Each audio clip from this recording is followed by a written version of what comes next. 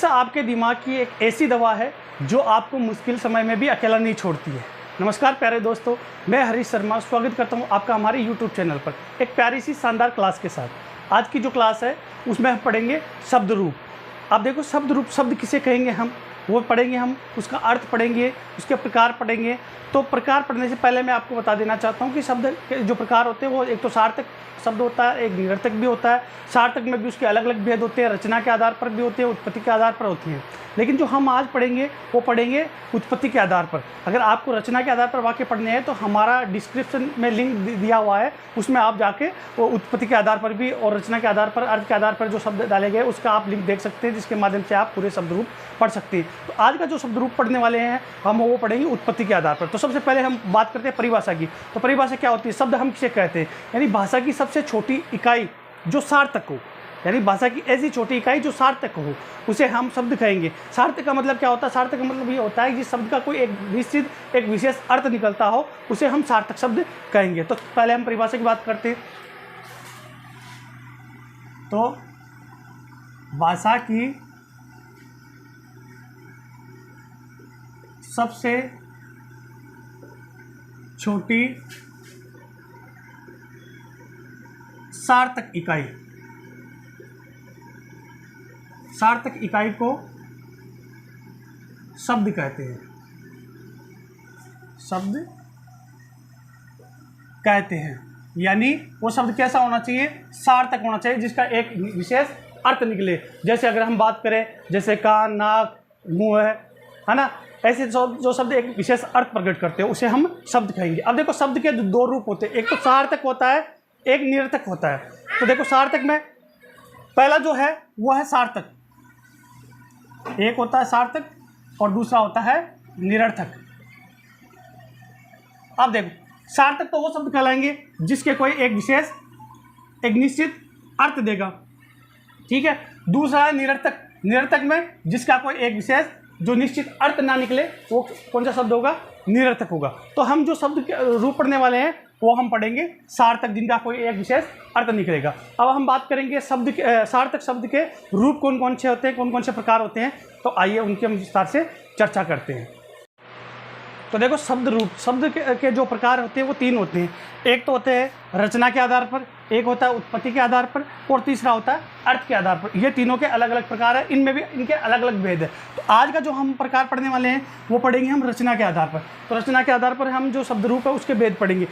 इसके बाद में जो उत्पत्ति के आधार पर और अर्थ के आधार पर आपको डिस्क्रिप्शन में एक लिंक दिया हुआ है, उस पर जाके आप अर्थ के आधार पर उत्पत्ति के आधार पर भी आप पढ़ सकते हैं, जिसमें तत्सम तद्भव वगैरह शब्द है, विकारी अविकारी शब्द है, वो सारे के सारे आपको डिस्क्रिप्शन में मिल जाएंगे उत्पत्ति के आधार पर और अर्थ के आधार पर। मैंने पहले ही उसमें एक वीडियो डाल रखी है जो आप देख सकते हैं। तो पहले आइए हम शुरू करते हैं रचना के आधार पर जो शब्द रूप है वो कौन कौन से हैं और उसके भेद क्या है और उसकी परिभाषा और उदाहरण पढ़ेंगे।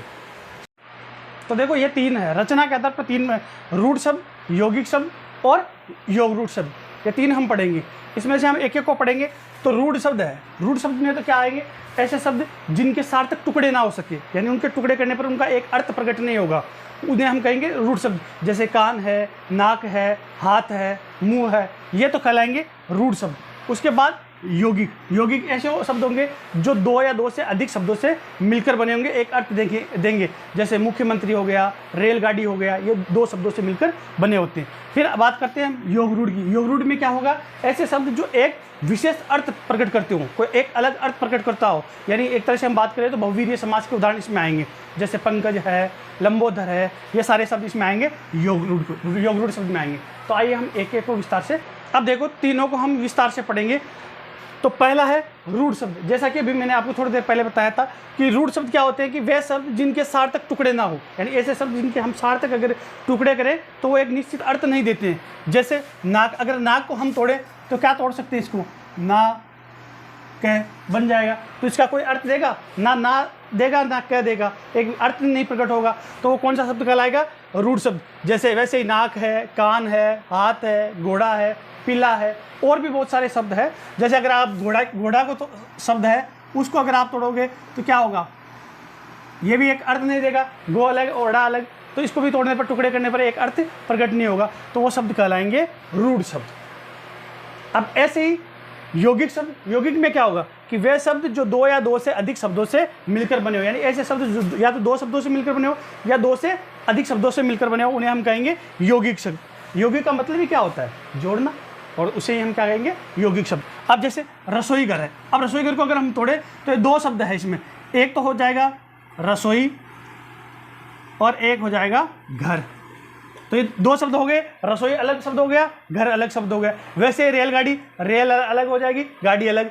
प्रधानमंत्री, प्रधान अलग और मंत्री अलग। जेल खाना, इसको मैंने अलग अलग लिखा ताकि आपको पता चल जाए, इसको हम साथ लिखेंगे, जेल खाना। अगर हम तोड़ेंगे तो जेल खाना अलग अलग हो जाएंगे, है ना। जैसे रेलगाड़ी है तो रेलगाड़ी को भी हम अगर दो शब्द इसके बनाएंगे तो क्या बन जाएगा? रेल प्लस गाड़ी।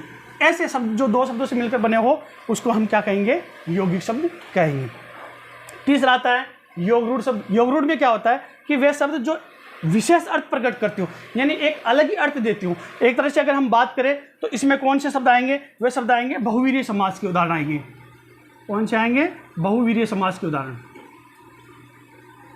बहुवीरीय समास के जितने भी उदाहरण हैं वो इसमें आ जाएंगे। जैसे अगर हम पंकज की बात करें, पंकज जो शब्द है वो योगरूढ़ शब्द है, यानी एक अलग अर्थ दे रहा है। पंकज का मतलब क्या होता है? जो कीचड़ में उत्पन्न होता है। अगर हम किसी को यह कहेंगे कि पंकज, तो पंकज का एक विशेष अर्थ लगाएंगे कि ऐसा है जो वो कीचड़ में ही खिलेगा, उसे ही हम पंकज कहेंगे। अगर हम कहेंगे दशानन, दशानन का मतलब क्या होगा? एक अलग अर्थ देगा कि ऐसा व्यक्ति जिसके सर 10 सर हो। जैसे हम ब्राह्मण की बात करें तो उसके कितने सर थे? 10 थे। उसको हम एक अलग अर्थ में, अगर एक शब्द में हम कहना चाहेंगे तो उसे हम दशानन कहेंगे। चतुर्भुज, एक अलग अर्थ दे रहा है, एक ऐसा व्यक्ति जिसके 4 भुजाएं हैं, है ना। तो बहुवीरीय समास के जितने भी उदाहरण है वो योगरूढ़ में आएंगे। ऐसे ही लंबोदर, जिसका लंबा है उधर, यानी पेड़ जिसका लंबा है, यानी गणेश जी, यानी एक विशेष अर्थ दे रहा है, तो वो सारे के सारे शब्द किस में आएंगे? योगरूढ़ शब्द में आएंगे।